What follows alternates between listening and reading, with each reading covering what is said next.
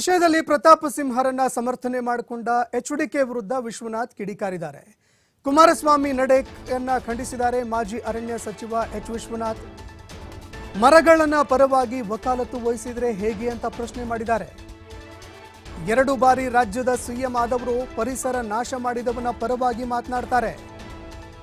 ಪರಿಸರ ವಿರೋಧಿ ಪರ ಮಾತನಾಡ್ತಾ ಇರೋದು ರೆಡಿಕ್ಯುಲಸ್ ಅಂತ ಎಚ್ ವಿಶ್ವನಾಥ್ ಆಕ್ರೋಶ ವ್ಯಕ್ತಪಡಿಸಿದ್ದಾರೆ.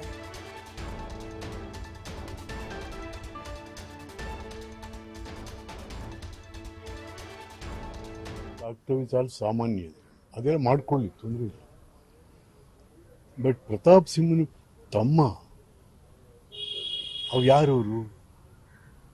ಒಬ್ಬ ಮರಗಳನ್ನ ಪರವಾಗಿ ಒಬ್ಬ X chief minister of the state ಅವ್ರನ್ನ ತಪ್ಕೊಂಡು ಅವ್ರ ವಿಚಾರ ಮಾತಾಡ್ತಾರೆ ಅಂತಂದ್ರೆ ಎಲ್ಲಿಗಿದೀವ್ರಿ ನಾವು ಈ ರಾಜ್ಯದಲ್ಲಿ?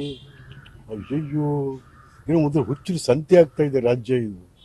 ಕುಮಾರಸ್ವಾಮಿ 2 ಸಾರಿ ಈ ರಾಜ್ಯದ ಮುಖ್ಯಮಂತ್ರಿ ಆಗಿದ್ದವರು ಸಕಲೇಶ್ಪುರದಲ್ಲಿ ಯಾರ್ದೋ ಇದನ್ನ ತಗೊಂಡು ಮರ ಕಡಿದು 126 ಮರನ ಹರಣ ಮಾಡಿ, ಅದು ಅಲ್ಲಿ ಎಂತ, ನಾನು ಫಾರೆಸ್ಟ್ ಮಿನಿಸ್ಟರ್ ಕೆಲಸ ಮಾಡಿರೋ, ಇಡೀ ಪರಿಸರವನ್ನೇ ನಾಶ ಮಾಡಿದಂತ ಪರಿಸರ ವಿರೋಧಿ ಅವನು ಪರವಾಗಿ ಒಬ್ಬ ಮಾಜಿ ಮುಖ್ಯಮಂತ್ರಿ ಕೂತು ಮಾತಾಡ್ತಾರೆ ಅಂದ್ರೆ it is ridiculous in the political field. It's ridiculous.